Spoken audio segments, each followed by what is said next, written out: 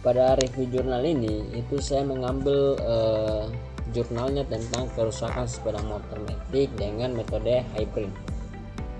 Nah, tujuan dari jurnal ini, hasil review saya itu yang dimana itu merancang sistem pakar untuk membantu pengguna sepeda motor metik yang mendiagnosis kerusakan kendaraan mereka. Itu yang pertama, tujuan dari penelitian. Yang kedua, itu kita menggunakan metode hybrid, yang dimana menggunakan metode hybrid ini itu kita menggabungkan metode forward scanning dengan certain faktor untuk yang diagnosa. Nah, tujuannya itu hanya dua. Nah, bagaimana sih metode penelitiannya? Nah, metode penelitiannya di sini itu yang pertama itu saya mengumpulkan data. Nah, mengumpulkan data dengan gejala dan jenis kerusakan sepeda motor metik. Ya, entah itu dari rollernya ataupun dari kerusakan lainnya. Yang kedua, ketika saya mengumpulkan data, saya langsung ke menganalisis sistem. Menganalisis sistem ini itu dia bagaimana kita apa sih yang membutuhkan, yang kebutuhannya sistem ini yang dapat bisa merancang arsitektur yang sesuai dalam kerusakan sepeda motor metik. Itu yang ketiga, bagaimana pembuatan aturan. Nah, pembuatan aturan ini itu berbasis pengetahuan rule base. Nah, rule base ini yang dimana ada yang namanya dalam sistem pakar. Nah, yang terakhir dalam metode penelitian itu adalah pengujian sistem. Nah, dalam pengujian sistem ini kita melakukan pengujian untuk memastikan fungsionalitas yang akurat pada sistemnya. Nah, setelah metode penelitian itu kita menggunakan metode hybrid dengan forward scanning dengan certain faktor. Forward scanning ini itu dia menggunakan metode penelusuri, bagaimana kita menelusuri gejala yang diberikan oleh pengguna untuk menghasilkan kesimpulan mengenai kerusakan. Nah, pada proses ini itu dimulai dari fakta gejalanya ya. Fakta gejalanya ini itu dia seperti teman-teman bisa lihat ya. Nah, seperti ini.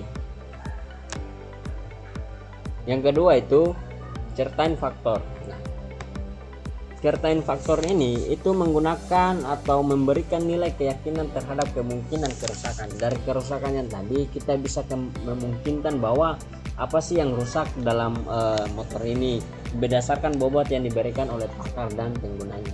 Nah, sementara dalam certain faktor ini itu dia membantu kita atau membantu sistem mengukur tingkat kepercayaan pada setiap yang dia noksa. Untuk hasil penelitian sistem pakar ini itu dia yang pertama ada 3 poin. Yang pertama itu dia mendeteksi kerusakan sistem mendeteksi kerusakan. Yang kedua tabel gejala dan bobot. Yang ketiga proses konsultasi. Nah, deteksi kerusakan ini itu dia sistem akan berhasil mendeteksi berbagai kerusakan pada motor metik seperti termasuk pada acu, busi ataupun CVT. Nah, yang kedua itu pada tabel gejala dan bobot. Nah, tabel gejala dan bobot ini itu dia dilengkapi dengan tabel gejala dan bobotnya, yang dimana itu memberikan keyakinan untuk menentukan tingkat kepercayaan yang diagnosa atau kerusakan ya. Nah, setelah selesai itu yang ketiga itu proses konsultasi. Nah, untuk konsultasinya bagaimana? Itu kita harus mengisi gejala atau sistem yang memberikan diagnosa seperti beserta persentase keyakinan. Nah, dari hasil penelitian ini itu menunjukkan bahwa sistem ini mampu memberikan diagnosa yang komprehensif dan mudah dipahami oleh pengguna dengan dukungan data yang jelas mengenai gejala dan keyakinan. Selanjutnya itu kelebihan dari sistem pakar. Kelebihannya itu ada 3. Yang pertama itu akurasi diagnosa. Nah, akurasi diagnosa itu menggunakan metode hybrid secara signifikan, meningkatkan akurasi diagnosa kerusakan.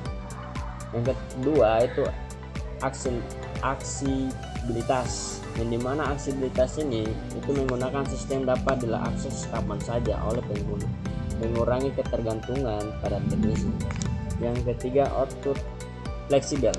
Nah, pada output fleksibel ini itu memberikan hasil konsultasi dalam bentuk soft copy maupun hard copy untuk keperluan yang lebih lanjut. Nah, dari kelebihan ini itu menunjukkan sistem pakar ini adalah alat yang sangat berguna bagi pemilik sepeda motor metik, yang dimana itu akan memberikan kemudahan dan efisiensi dalam penanganan masalah kendaraan. Nah, ternyata bukan dari kelebihannya saja, ternyata ada kelemahan dari sistem pakar ini. Yang itu ada 2. Yang pertama keamanan data. Nah, dalam keamanan data ini sistem belum membahas keamanan data pengguna dan privasi. Yang kedua itu uji akurasi. Tidak ada uji coba akurasi yang dibandingkan langsung dengan diagnosa teknisi. Nah, meskipun dari kelemahan sistem pakar ini itu memiliki banyak kelebihan. Nah, dari jurnal ini kita dapat mengidentifikasi beberapa area yang perlu ditingkatkan. Aspek keamanan data, validasi akurat, dan lebih ketat akan sangat penting untuk mengembangkan sistem di masa depan. Nah, dari kesimpulan ini itu kita bisa dari hasil kesimpulan ini itu penelitian ini berhasil mengembangkan sistem pakar berbasis metode hybrid untuk mendiagnosa kerusakan sepeda motor metik. Bantuan penggunanya itu dia sistem membantu pengguna mengenali masalah kendaraan lebih dini dan memberikan solusi efektif. Nah, dari rekomendasi ini, dianjurkan untuk menambahkan pengujian akurat lebih rinci dan mengembangkan fitur keamanan data pengguna. Nah, dari secara review jurnal tadi itu keseluruhannya itu adalah sistem ini menjanjikan, namun perbaikan pada pengujian akurasi dan keamanan data akan sangat meningkatkan nilai dan keandalannya di masa mendatang. Nah, mungkin sekian dari presentasi saya tentang review jurnal ini. Sekian, wassalamualaikum warahmatullahi wabarakatuh.